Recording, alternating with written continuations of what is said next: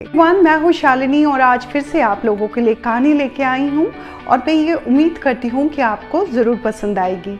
तो मैं आपको ये बताऊँगी कि दुनिया में दो तरीके के लोग होते हैं।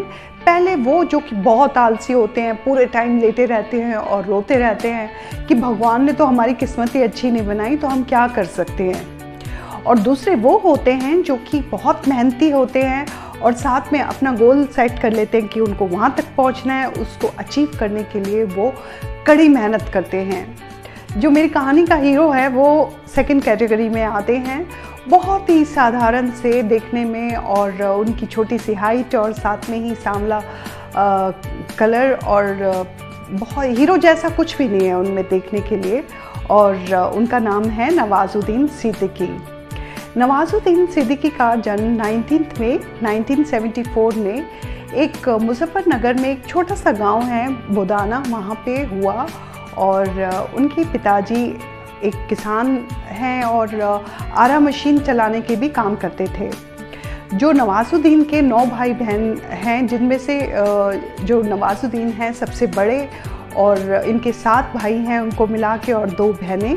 और वो लोग जब गांव में रहते हैं तो बहुत मुश्किल का सामना करना पड़ता है। कोई लाइट नहीं होती है और पढ़ाई के वक्त तो उनको बहुत ही मुश्किल होती थी कि लैम्प की रोशनी में उनको पूरा अपनी पढ़ाई की उन्होंने स्कूलिंग। और जब उनकी स्कूलिंग पूरी हो जाती है तो वो ग्रेजुएशन करने के लिए हरिद्वार जाते हैं। और आपको तो पता है कि किसान लोगों के पास इतना पैसा नहीं होता, तो नवाजुद्दीन को पहले से ही बहुत टाइम से ही पैसों की कमी तो थी।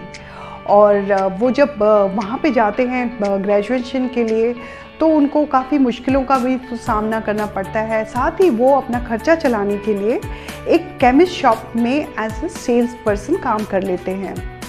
और जब उनकी ग्रेजुएशन ख़त्म होती है तो वो वहाँ से दिल्ली आते हैं और थिएटर ज्वाइन कर लेते हैं। थिएटर ज्वाइन करने के, क्योंकि थिएटर में भी बिल्कुल पैसा नहीं होता वो फिर उनको, लेकिन वहाँ पे तो करना ही था। उनको सोच रखा था कि उनको कहाँ पे जाना है। तो इसके साथ ही वो रात को एज ए वॉचमैन एक कंपनी में ज्वाइन कर लेते हैं। सुबह वो पढ़ाई करते थे और शाम को वॉचमैन का काम करते थे। तो 5 साल तक उन्होंने ये काम किया। और जब उनकी डिग्री पूरी हो जाती है NSD की, तो वो अब डिसाइड करते हैं कि अपना लक आजमाने के लिए वो मुंबई जाना चाहते हैं। उनके पास पैसा बिल्कुल भी नहीं है और मुंबई में वो किसी को जानते नहीं हैं, कोई गॉडफादर भी नहीं है उनके पास। तो लेकिन वो डिसाइड कर लेते हैं और मुंबई की तरफ निकल जाते हैं। उनको तो ये भी नहीं पता कि मुंबई जाएंगे तो वहाँ पे जो बहुत बड़े बड़े लोग इंडस्ट्री के अंदर मुंह खोल के अजगर की तरह बैठे होते हैं, जो बाहर से आए लोगों को निगलने के लिए।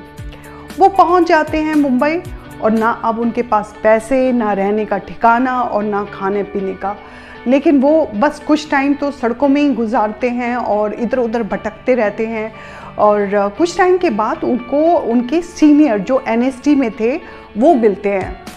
वो उनसे पूछते हैं कि कहाँ पे ठहरे हो, तो वो कहते हैं कि मैं बस कुछ भी मेरे पास है नहीं, मैं यहीं इधर उधर भटक रहा हूँ। तो वो कहते हैं कि ठीक है, मैं तुमको रहने के लिए जगह दूंगा, लेकिन उसके लिए तुमको काम करना होगा। और वो जब पूछते हैं कि क्या काम करना होगा, तो वो बोलते हैं कि तुमको मेरे अपार्टमेंट की सफाई करनी होगी और साथ में ही खाना भी बनाना होगा।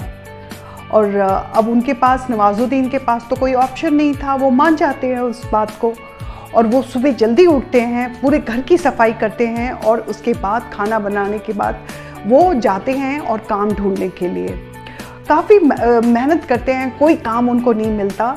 2004 तो उनके लिए बहुत ही बुरा टाइम था और उनके पास बिल्कुल काम नहीं था, पैसे उनके पास थे नहीं। और फिर वो सोचते हैं चलो टेलीविज़न इंडस्ट्री में ही मैं अपना कुछ ट्राई करता हूँ। वहाँ पे भी उन्होंने हाथ पैर मारे, लेकिन उसके बाद भी कुछ नहीं होता और फिर हार के वो चुपचाप बैठ जाते हैं। लेकिन अभी भी उन्होंने वो ये नहीं सोचा कि मैं वापस जाऊँगा। उन्होंने सोचा कि मैं और मेहनत करूँगा ताकि मैं उस जगह तक पहुँचूँ। वो मेहनत करते रहे और उसके बाद उनको धीरे धीरे छोटे छोटे रोल मिलने शुरू हो गए। और जब 2007 में भार्गवा की मूवी पतंग उनको मिलती है, तो वो तो उनके ज़िंदगी का टर्निंग पॉइंट था। उस काम की वजह से अब उनको धीरे धीरे लोग इंडस्ट्री में पहचानने लग गए।